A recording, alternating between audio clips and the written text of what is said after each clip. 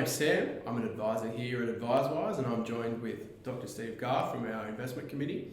And today we're here to talk to you about some of the themes from the past quarter. I'll throw over to you, Steve. Do you mind telling us a little bit about what sort of happened over the last quarter? Yeah, absolutely, Sam. Look, in a way, the main theme, of course, is the vaccine rollout, which will dictate, the progress of the economic recovery for countries around the world.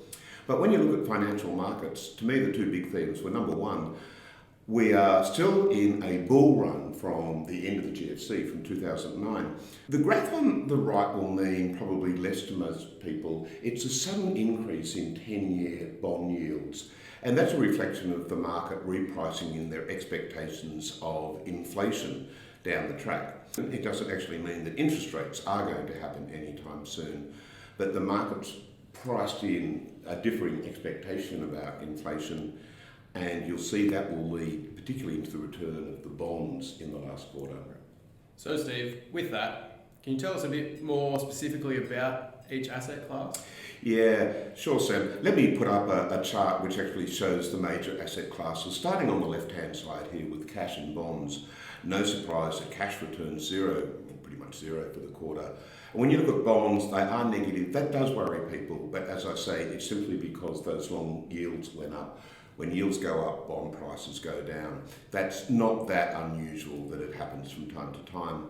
More importantly, when you look at equities, and they're the blue bars that we've got in the middle, for a quarter, they're really strong returns, between 4 and 6%, just over 4.2% for Australian equities, and a little bit higher for both international equities and emerging markets. So within a quarter, that's really strong. The two bars on the right-hand side represent Australian real estate investment trusts. They're down a little bit, but the best performing asset class for the quarter were the global REITs. And in a way, that's not surprising because they got hit the hardest last year.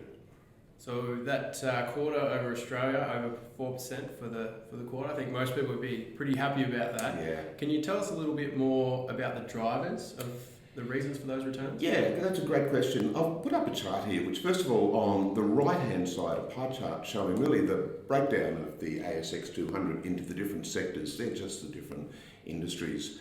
And it won't surprise anyone that the two biggest industries in Australia are financials, the big four banks, and materials, and they're the mining companies, BHP and Rio. And together, they make up about 50% of the Australian market. So if they're going well, the Australian market's going well. And you can see then the left-hand column chart actually has got the performance of those different industries in 2020, that's the light grey, and just in this most recent quarter in the dark grey. And probably the big thing to take out here is when you look at financials, that big part of the Australian market, it was negative in 2020, not a surprise with all the expectations around bad debt. But now that we're coming through the pandemic with the vaccine, people are saying, oh, those expectations aren't that bad, and so the banks are the best performing asset class for the quarter, and so that's really what's driving the Australian market. When we compare financials to the IT sector,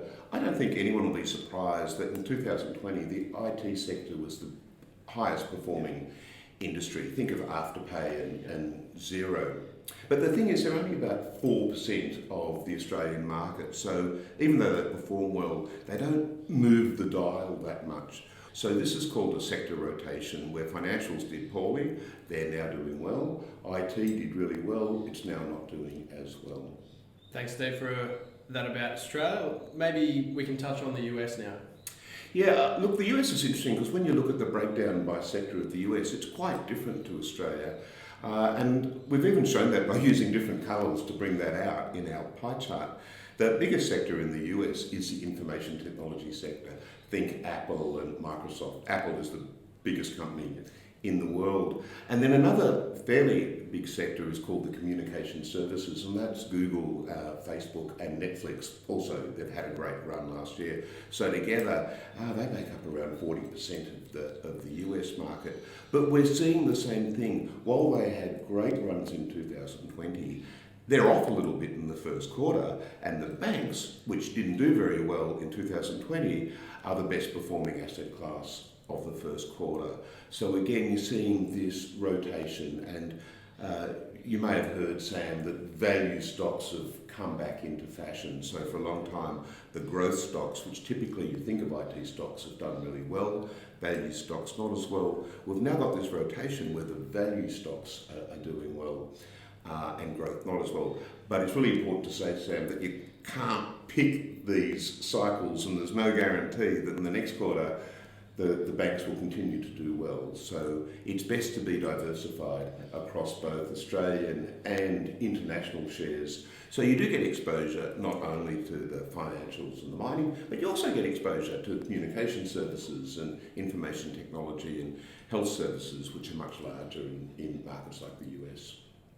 Thanks, Steve. I think that just really reinforces what we do here at AdviseWise, focusing on the long term, having diversified portfolios, being cost conscious, and really using an evidence-based approach that really tailored to meet your goals and circumstances. And that about does it for today. Appreciate you all watching and look forward to seeing you on our next quarterly update.